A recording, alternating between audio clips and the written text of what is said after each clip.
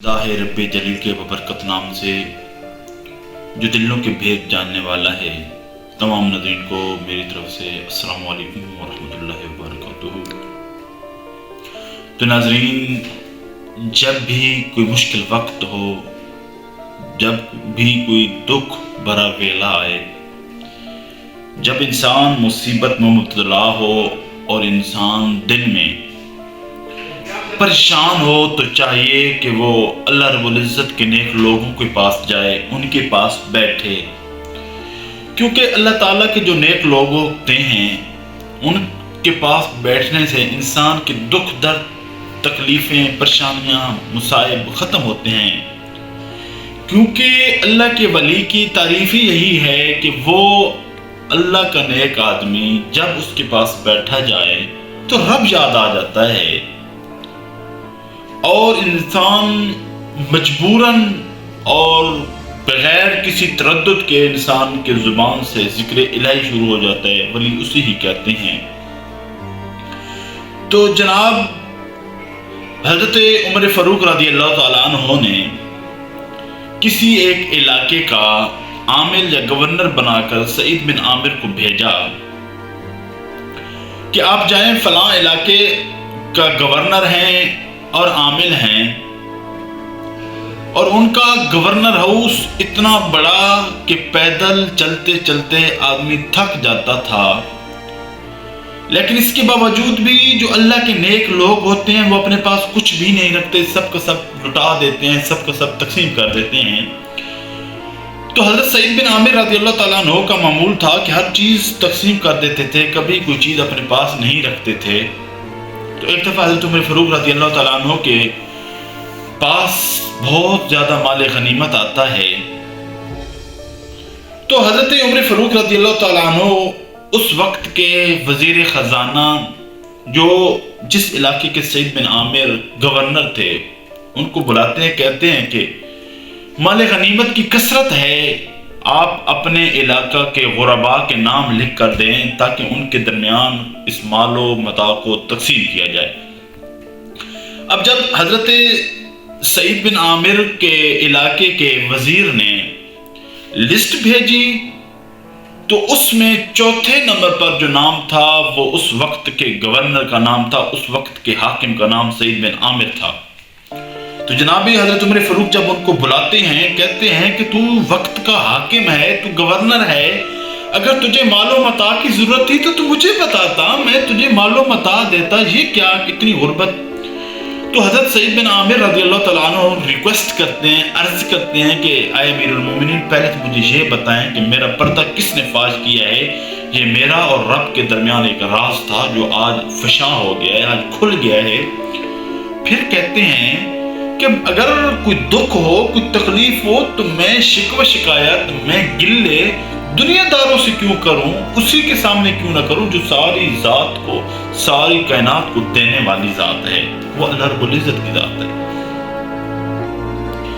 तो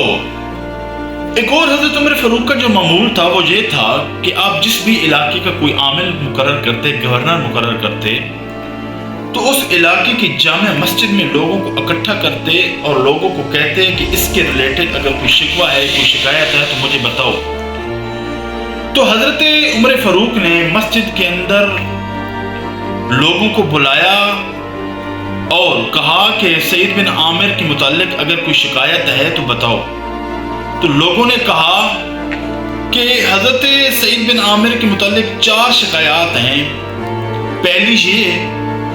कि पहले वो नमाज फजर के बाद बैठता था, हमारे साथ बातचीत करता था, गुफ्तगू शुनीद करता था, लेकिन आजकल वो इशराक या चाश्त के वक्त आते हैं 8-9 के वक्त, 8-9 के टाइम के मुताबिक। दूसरी शिकायत ये है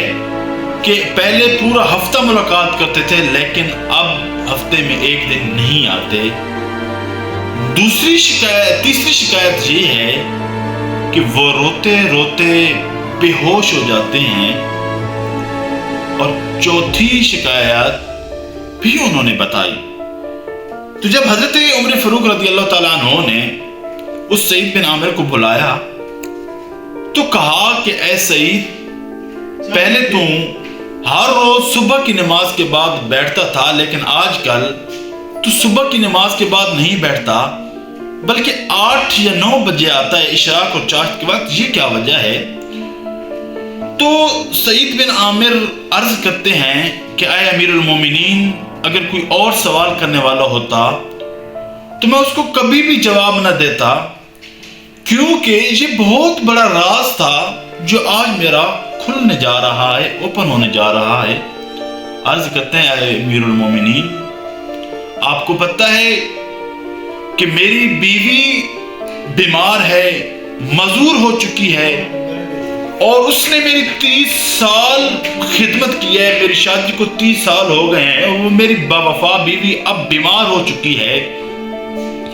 وجہ یہ ہے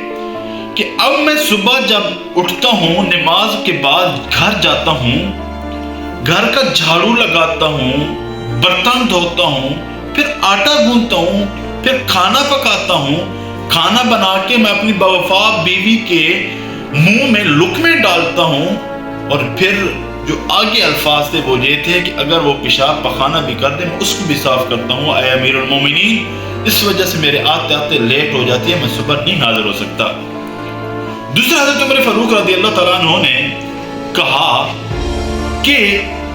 پہلے تو ہر روز ملاقات کرتا تھا، لیکن اب ہفتے میں ایک دن کیوں نہیں آتا؟ تو عرض کرتے ہیں کہ اے امیر المومنین، میرے پاس صرف ایک ہی جوڑا ہے کپڑوں کا جو میں پہنتا ہوں پورا ہفتہ، لیکن ایک دن وہ میں گھر میں خود دھلائی کرتا ہوں، اس کو خود دھوتا ہوں، اور اس دن اپنی بیوی کا لباس میں زیب تن کر کے گھر بیٹھا رہتا ہوں۔ سردیوں کے دن ہیں، جب تک وہ خشک نہیں ہو جاتا تب تک میں دن ادھر گزارتا ہوں، اس لیے ایک دن میں ملاقات نہیں کر سکتا۔ تیسرا کہا کہ آپ بار بار رات کو پہلے آتے تھے، لیکن اب رات کو آپ کیوں نہیں آتے، رات کو کیوں نہیں راؤنڈ کرتے؟ عرض کرتے ہیں اور اپنی جو سفید ریش ہوتی ہے، سفید داڑھی ہوتی ہے، اس کو پکڑ کر رونے لگ جاتے ہیں، کہتے ہیں کہ اے امیر المومنین دیکھو میرے سفید بال آ گئے ہیں، یہ اس چیز کو پکار رہی ہیں کہ تو اپنے رب کو ملنے جا رہا ہے۔ جب میں اپنے رب کی ملاقات کو دیکھتا ہوں اور مجھے اپنے گناہ یاد آ جاتے ہیں، اور ان گناہوں پر نادم ہوتے ہوئے اور ان گناہوں کی وجہ سے میں آنے والے وقت کا سامنا نہیں کر پاتا، جس کی وجہ سے میں ساری رات عبادت الہی میں گزارتا ہوں، اور دن کو میں لوگوں کے ساتھ معاملات کرتا ہوں، لوگوں کے ساتھ وقت گزارتا ہوں۔ اس سفید ریشی کی وجہ سے میں نے رات کو اپنے رب کے لیے مختص کر دیا ہے۔ پھر حضرت عمر فاروق نے کہا کہ چوتھی شکایت آپ کی یہ آئی ہے کہ آپ روتے روتے بے ہوش ہو جاتے ہیں، یہ کیا وجہ ہے، کیوں؟